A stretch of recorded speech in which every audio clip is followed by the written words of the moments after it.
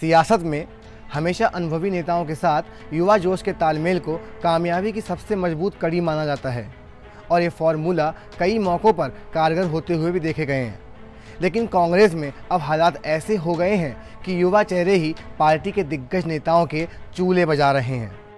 मध्य प्रदेश का हश्र तो सबने देख लिया है। किस तरह से ज्योतिरादित्य सिंधिया ने अपने दम पर कमलनाथ सरकार गिरा दी।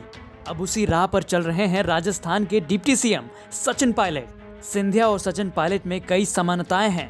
दोनों दोस्त हैं, दोनों युवा हैं, दोनों की छवि जनता के बीच काफी लोकप्रिय है और दोनों ही अपनी पार्टी के बुजुर्ग और अनुभवी नेताओं से मात खाए हुए हैं। रविवार को जब सचिन पायलट दिल्ली में ज्योतिरादित्य सिंधिया से मुलाकात करने पहुंचे तो इस बात का किसी को अंदाजा नहीं था। दोनों नेताओं के बीच 40 मिनट तक बात होती रही। मुलाकात के बाद सचिन पायलट ने दावा कर दिया कि मौजूदा राजस्थान की गहलोत सरकार अल्पमत में है। हालांकि राजस्थान के सीएम अशोक गहलोत दावा कर रहे हैं कि उनके पास पूर्ण बहुमत है। अशोक गहलोत अपने विधायकों का परेड भी करा चुके हैं। वैसे जब एमपी में कांग्रेस का कुनबा बिखरा तभी इसकी आंच राजस्थान तक आने की बात होने लगी थी।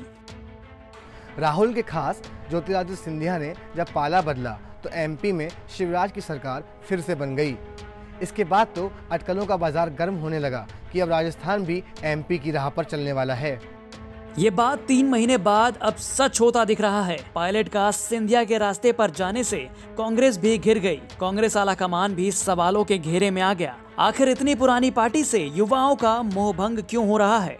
इस सवाल के जवाब के लिए ज्योतिरादित्य सिंधिया सबसे माकूल चेहरे हैं। वैसे सिर्फ सिंधिया और पायलट ही नहीं, असम के युवा नेता हेमंत विश्व शर्मा भी कांग्रेस के कूचे से बड़े बेआबरू होकर निकले थे। उनके आरोप तो और भी गंभीर थे। उन्होंने सीधे सीधे कांग्रेस के पूर्व अध्यक्ष राहुल गांधी के रवैये पर सवाल खड़े किए थे। इन सब के बीच सवाल ये है कि क्या कांग्रेस से युवा दिग्गजों के पलायन के लिए शीर्ष नेतृत्व ही जिम्मेदार है? क्या कांग्रेस आलाकमान जमीनी हकीकत से दूर है? क्या कांग्रेस अपना ही घर नहीं संभाल पा रही है या फिर ये सत्ता की संस्कृति है कि सत्ता जाते ही पार्टी बिखरने लगती है? सवाल ये भी है कि क्या अशोक गहलोत अपनी सरकार बचा लेंगे या फिर उनका भी हश्र एमपी के सीएम कमलनाथ के जैसा होने वाला है?